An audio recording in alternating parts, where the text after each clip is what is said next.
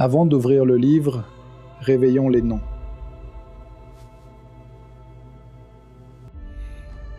Un nom ne se limite pas à une étiquette, c'est une vibration. Osiris est une déformation grecque.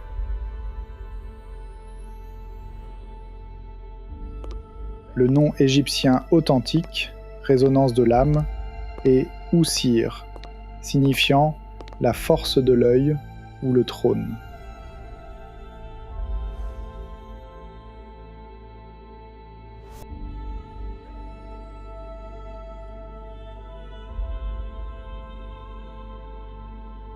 Ce que nous connaissons sous le nom d'Isis est une version grecque.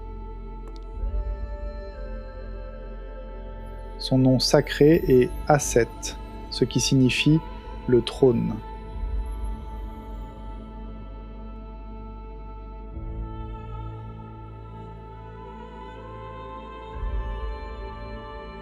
Horus se dit Eru en égyptien et signifie le haut ou le lointain.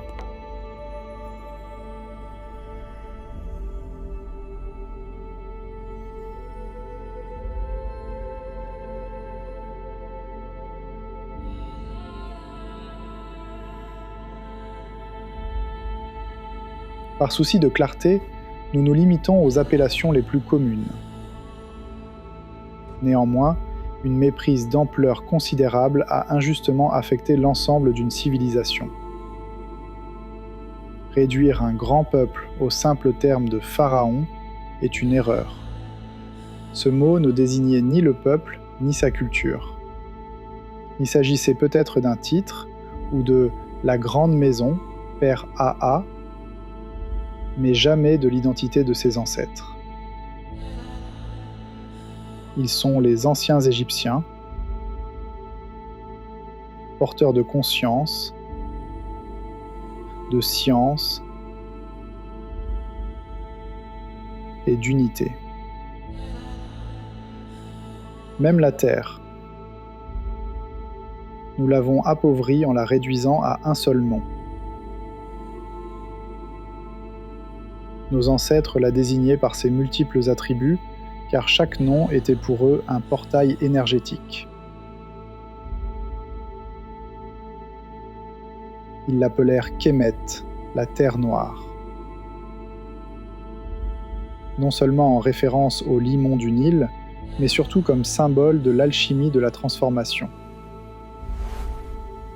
Le noir représentait le Nun, le mystère, et la fertilité originelle d'où émerge l'or, c'est-à-dire la conscience. C'est ainsi que naît le terme alchimie. Ils l'appelèrent Tawi, les deux terres. Ils avaient perçu la loi de la dualité, ce lieu où s'unissent les contraires. Vallée et delta, esprit et corps.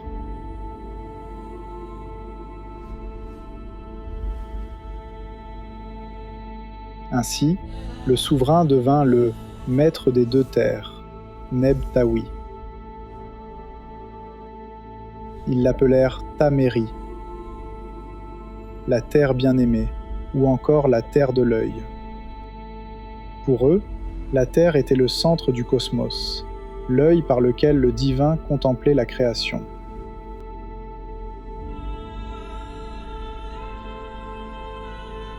Quant au nom Égypte, il n'est qu'une déformation du nom sacré Outkapta,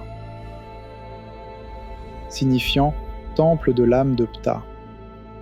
Les Grecs, incapables d'en prononcer la subtilité, le rendirent en Aegyptos, qui devint Égypte. Nous ne sommes pas de simples pharaons. Nous sommes enfants de Kemet, peuple de Tawi, gardien de l'âme à Outkapta. Nous sommes l'origine.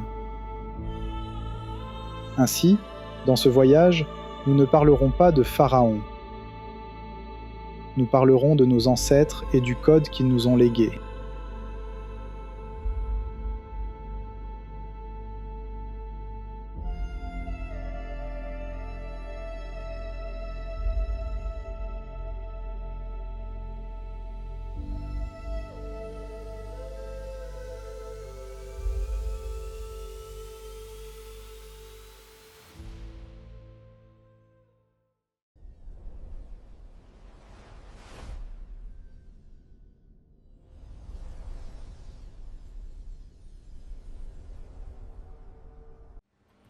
Vous regardez cette vidéo en ce moment même, mais êtes-vous certain que c'est vraiment l'œil qui perçoit la vérité ?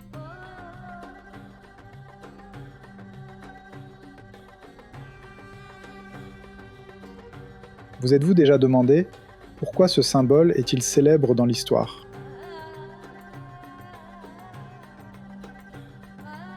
Pensez-vous que nos ancêtres dessinaient simplement l'œil d'un faucon ? Ou traçaient-ils plutôt une carte ? Ce n'est pas qu'un simple talisman. C'est un plan d'ingénierie d'une précision incroyable, une carte anatomique de la structure de votre cerveau. Et un guide pour le voyage de votre conscience, des ténèbres, vers la lumière.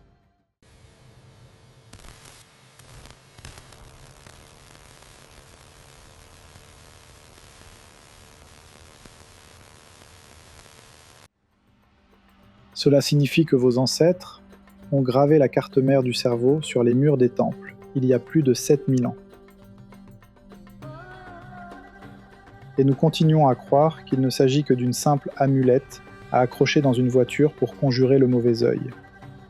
Pourtant, cet œil, lorsqu'il est activé, vous protège. Il n'est une perle bleue anodine. Cette profondeur symbolique trouve un écho surprenant dans les textes bibliques. La lampe du corps, c'est l'œil. Si donc ton œil est simple, tout ton corps sera éclairé.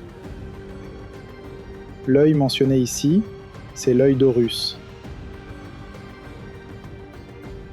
L'œil unifié de la clairvoyance, capable de pénétrer les strates superficielles de la perception pour atteindre la vérité.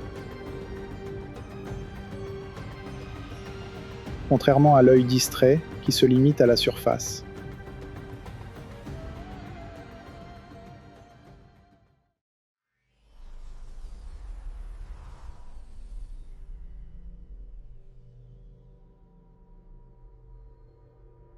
Parce que l'esprit est indissociable de la matière, la science contemporaine est venue, à sa manière, confirmer le mythe.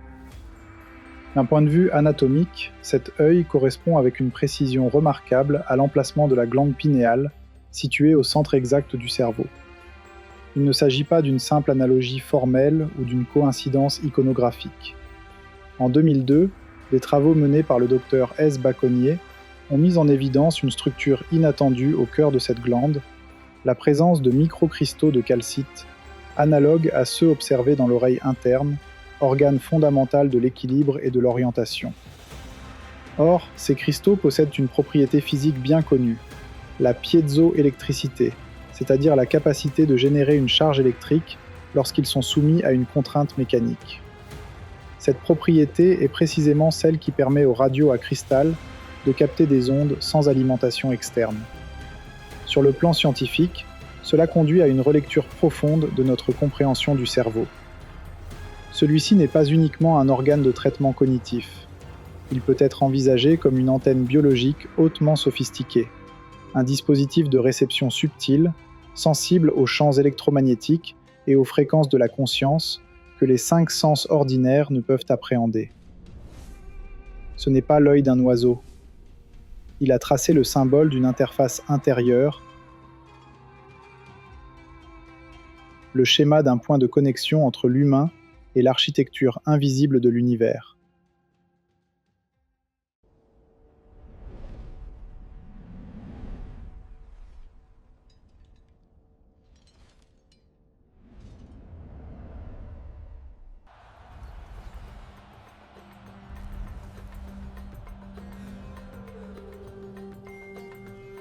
Soyons lucides.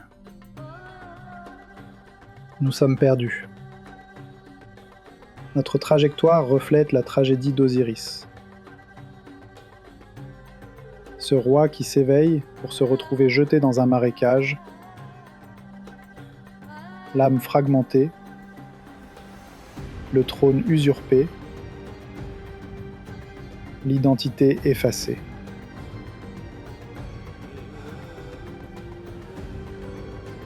Chaque jour, nous faisons face aux séquelles de cette trahison dont l'architecte s'incarne en Seth.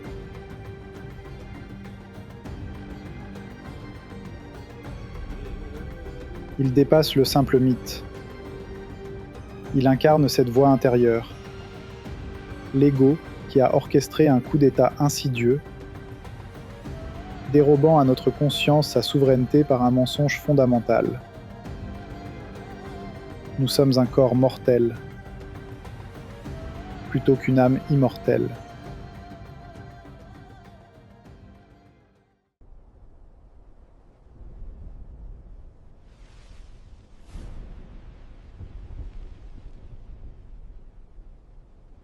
Cesse. La voix qui vous réveille à 3 heures du matin, qui ravive une situation traumatisante survenue en 2005, en vous convainquant que la seule solution à vos problèmes consiste à commander une pizza et scroller un flux infini sur TikTok. Je n'étais guère éloigné de cet état. J'ai traversé des années de perdition, errant dans le labyrinthe de mon esprit, affrontant les moulins à vent. Puis j'ai découvert la carte.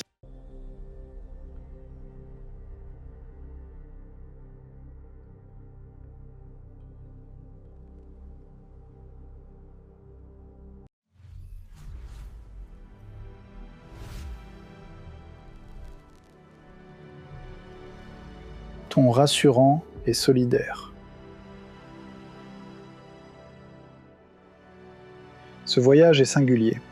Il ne commence pas par le sommet, mais par les racines. Je suis conscient que vous avez traversé de nombreuses batailles qui vous ont laissé face à vous-même, isolé du monde. C'est précisément pour cette raison que cette série a été conçue avec soin et bienveillance à votre intention. Il ne s'agit pas là de livrer des informations, mais de réveiller les pouvoirs latents qui sommeillent en vous. Avant d'entamer ce voyage, il nous faut dissoudre une idole intellectuelle qui obstrue la vision. Le mot hiéroglyphique « Néter », longtemps traduit par « Dieu »,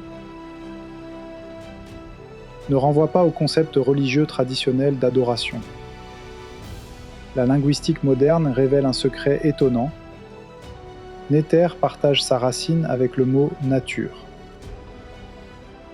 Les Néterus représentent ainsi les lois de la nature qui résident en vous. L'érudit Schwaller de Lubitsch, dans Le Temple de l'Homme, explique que le temple égyptien n'est rien d'autre qu'une incarnation architecturale de l'humain cosmique.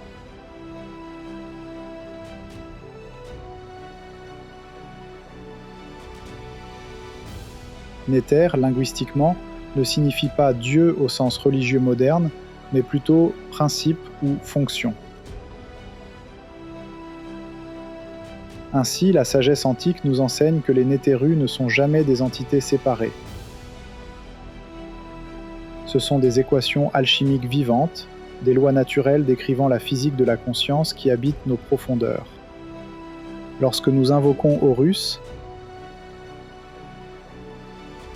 il ne s'agit pas de vénérer un mythe, mais de réactiver le programme du pouvoir intérieur inscrit dans notre réseau neuronal. Pour comprendre ce programme,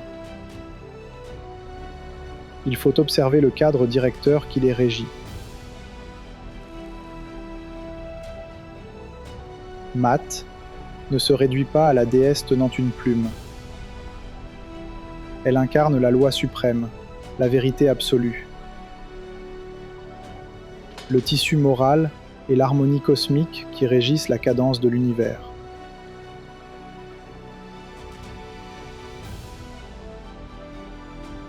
Les Néterus sont des fonctions vitales, et Mat à balance qui assurent leur fonctionnement avec précision.